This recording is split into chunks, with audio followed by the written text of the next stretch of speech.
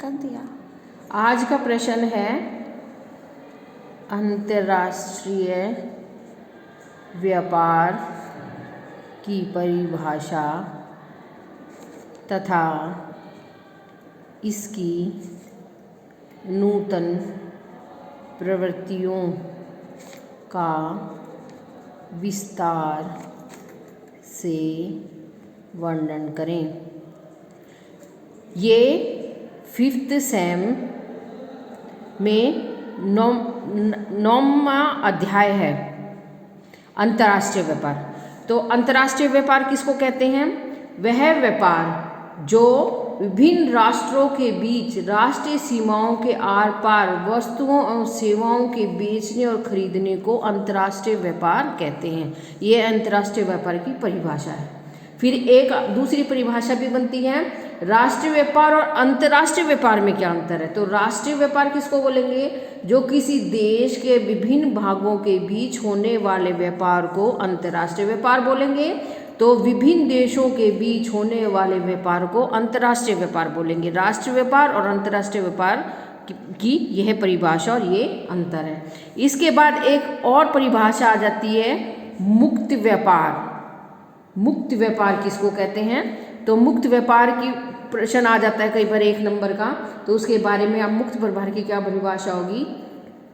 अर्थ व्यवस्थाओं को अन्य देशों के साथ व्यापार के लिए खोलना मुक्त व्यापार कहलाता है। क्या मतलब हुआ मुक्त व्यापार की क्या परिभाषा हुई? अर्थव्यवस्थाओं के यानी सिस्टम को अन्य देशों के साथ यानी जो भी दूसरे देश होंगे उनके साथ व्यापार के लिए सभी रास्ते खोल दें, उनको मुक्त व्यापार बोलते हैं। ये मुक्त व्यापार की परिभाषा होगी। कई बार रेशम व्यापार के बारे रेशम मार्ग के बारे में भी पूछ ले। रेशम मार्ग क्या है? क्या है रेशम मार्ग? रेशम मार्ग क्या है कि पुराने समय में क्या होता था, व्यापार जो होता था, व्यापारिक मार्ग होते थे, उसमें रोम को चीन से जोड़ता था। ये जो रेशम मार्ग था ये रोम को चीन से जोड़ता था। कौन सा व्यापार जोड़ता था? रेशम मार्ग। इस मार्ग पर चलने वाले जो कारवां होते थे वो रेशम का व्यापार करते थे, इसलिए इसका नाम रेशम पड़ा। इसके अलावा ऊन, बहुमूल्य धातुएं, लोहे की वस्तुएं, ये सारी चीज़ें कहाँ कहाँ व्यापार के लिए जाती थी? भारत, मध्य एशिया और अन्य प्रवेशिया के अन्य महंगी वस्तुओं का जो व्यापार करते थे वो रेशम मार्ग के द्वारा करते थे। ये रेशम मार्ग का क्या था? ये था रेशम मार्ग। अब मैंने बोला कि अंतर्राष्ट्रीय व्यापार की परिभाषा आ गई आपको समझ में कि अंतर्राष्ट्रीय व्यापार किसको कहते हैं? वह व्यापार जो एक राष्ट्र से दूसरे राष्ट्र में हो उसको अंतर्राष्ट्रीय व्यापार कहते हैं। जो एक राष्ट्र से दूसरे राष्ट्र के अंतर हो उसको क्या बोलते हैं? राष्ट्रीय व्यापार। इसके अलावा एक जो होती है, मैंने बोला कि इसकी जो प्रवृत्तियां हैं वो क्या हैं। तो हमेशा व्यापार के लिए जो संसाधन होते हैं वो मुख्य रूप से किसी देश के लिए प्रमुख रूप से होते हैं। अगर किसी देश में बहुत अच्छे संसाधन हो तो यानी जो मूलभूत आवश्यकता वो उस देश की पूरी होगी, लेकिन उस वस्तु को दूसरे देश में भेजकर व्यापार कर लें तो उसको अंतर्राष्ट्रीय व्यापार कहते हैं। तो अंतर्राष्ट्रीय व्यापार की नूतन प्रवृत्तियां क्या होंगी, क्या आधार होंगे? जैसे प्राकृतिक संसाधनों में भिन्नता एक महत्वपूर्ण कारण बनता है अंतर्राष्ट्रीय व्यापार की। प्राकृतिक संसाधनों की विभिन्नता पॉइंट 1। पॉइंट 2 बनेगा इसमें आपकी जनसंख्या कारक अंतर्राष्ट्रीय व्यापार के लिए। तीसरा कारण बनेगा आर्थिक विकास की अवस्था। क्या आर्थिक विकास हो देश की। फिर अगला पॉइंट बनेगा विदेशी निवेश की नीति। अगला पॉइंट बनेगा परिवहन के साधन। अगला पॉइंट बनेगा व्यापार की नीति।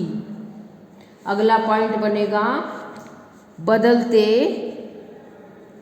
बदलते राजनीतिक संबंध। ये सारे आधार हैं जो एक व्यापार करने के लिए प्रेरित करते एक देश को दूसरे देश के लिए। अगला भी होगा, अगर शांति व्यवस्था नहीं होगी, सीमाओं पर लड़ाई झगड़े होंगे तो कोई व्यापार नहीं कर सकता। जैसे भारत का पाकिस्तान के बीच में तनाव की वजह से व्यापार अच्छे नहीं हो सकते, या चीन के साथ अब कोरोना की वजह से भी तनावपूर्ण मुद्दे उठे हुए हैं, इसलिए व्यापार अच्छा नहीं हो सकता है। तो शांति और राजनीतिक स्थिरता भी एक देश का दूसरे देश के साथ व्यापार करने के लिए महत्वपूर्ण कारक होता है। फिर एक कॉमन सी बात है, उचित मूल्य, यानी जहाँ पे सस्ता और बढ़िया टिकाऊ माल मिलेगा और बढ़िया अच्छी क्वालिटी का जब माल मिलेगा, सभी देश उस देश से वो चीज़ खरीदना चाहेंगे। तो उचित मूल्य भी उस देश के लिए व्यापार करने के लिए प्रेरित करेगा। तो ये सारी बातें जो होती हैं प्रभाव डालती है अंतर्राष्ट्रीय व्यापार को। इसके अलावा अगला पॉइंट बन जाता है अंतर्राष्ट्रीय व्यापार के महत्वपूर्ण पक्ष। क्या पक्ष होंगे अंतर्राष्ट्रीय व्यापार के? Important aspects of international trade. तो क्या क्या होंगे जो अंतर्राष्ट्रीय के महत्वपूर्ण पक्ष कौन से होंगे? जो पैटर्न होंगे, इनको पैटर्न भी बोलते हैं। क्या पैटर्न होंगे? क्या निर्धारित करने वाले 3 पक्ष होते हैं, मुख्य रूप से 3 पक्ष होते हैं। पहला पक्ष है व्यापार की परिणाम, क्या परिणाम हो सकता है अगर एक देश दूसरे देश के साथ व्यापार करेगा तो। दूसरा होगा व्यापार का संयोजन, यानी कितनी आपस में अंडरस्टैंडिंग है। तीसरा है व्यापार की दिशा। ये सारी बातें हैं, ये पैटर्न है, इस तरीके से व्यापार होता है। जैसे व्यापार का परिणाम क्या होगा? व्यापार की जो वस्तु है उसका वास्तविक तोल को व्यापार का परिणाम कहा जाता है। हालांकि तोल से मूल्य का सही ज्ञान नहीं हो पाता, न ही व्यापारिक दिशाओं को तोल का ही मापा जा सकता है। इसलिए व्यापार की कुल वस्तु सेवाओं के कुल मूल्य के व्यापार के परिणाम के रूप में जाना जाता है। यानी जो मूल्य है, जो मात्रा है वस्तु की, उसके अनुसार उसके उतने बराबर मूल्य मिल जाए। फिर इसके अलावा व्यापार का संयोजन, यानी अंतर्राष्ट्रीय व्यापार में जगह वाली जो वस्तुएं सेवाएं हैं वो बदलती रहती हैं। और 20वीं शताब्दी के आरंभ में आयात और निर्यात की वस्तुओं में क्या हुआ था? जो विनिर्मित वस्तु की प्रधानता प्राप्त कर ली थी, कौन से कार्य में कर ली थी?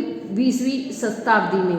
इसके अलावा व्यापार की दिशा 18वीं शताब्दी तक विकासशील देश जैसे यूरोप का जो मैन्युफैक्चरिंग गुड्स थी उनको निर्यात करने लग गए थे। 19वीं सदी में व्यापार की दिशा बदलती गई और यूरोप में विभिन्न महाद्वीप, दक्षिणी महाद्वीप, दक्षिणी अमेरिका, अफ्रीका, ऑस्ट्रेलिया आदि आने लगे। बदले में महाद्वीप कच्चे माल, खाद्य पदार्थ यूरोप भेजते थे और 20वीं सदी के बाद औद्योगिक वस्तुओं का व्यापार दूसरे देशों यानी यूरोप, संयुक्त राज्य अमेरिका इनमें होने लगा। इसके अलावा एक पॉइंट और पूछ लेते हैं, व्यापार संतुलन। व्यापार संतुलन यानी बैलेंस ट्रेड। बैलेंस ट्रेड क्या है? यानी दुनिया का हर देश कुछ वस्तुओं का निर्यात करता है और कुछ वस्तुओं का आयात भी करता है, लेकिन किसी समय अवधि में आयात और निर्यात के बीच मूल्य के अंतर को व्यापार का संतुलन कहते हैं। ठीक है, अगर क्या हो जाए व्यापार का संतुलन, अगर क्या हो जाए यदि किसी देश में आयात की जाने वाली की वस्तु की अपेक्षा निर्यात की जाने वाली वस्तु का मूल्य ज़्यादा हो तो उस देश के व्यापार संतुलन को धनात्मक बोलेंगे। इसके अलावा अगर इसके विपरीत यदि किसी देश में निर्यात की जाने वस्तु की अपेक्षा आयात की जाने वाली वस्तु का निर्यात अधिक हो तो उसको व्यापार संतुलन ऋणात्मक बोलेंगे, उसे विलोम व्यापार संतुलन बोलेंगे। तो इसी अलावा अगला पॉइंट्स बनेगा अंतर्राष्ट्रीय व्यापार के प्रकार। कितने प्रकार हैं अंतर्राष्ट्रीय व्यापार के? पहला प्रकार है द्विपक्षीय व्यापार, दूसरा है बहुपक्षीय व्यापार। द्विपक्षीय व्यापार किसको बोलेंगे? वह व्यापार जो दो देशों के बीच वस्तु का विनिमय करे वह द्विपक्षीय हो गया, और बहुपक्षीय वो हो गया जो सेवाओं को कई देशों के साथ करे, उसको बहुपक्षीय व्यापार कहेंगे।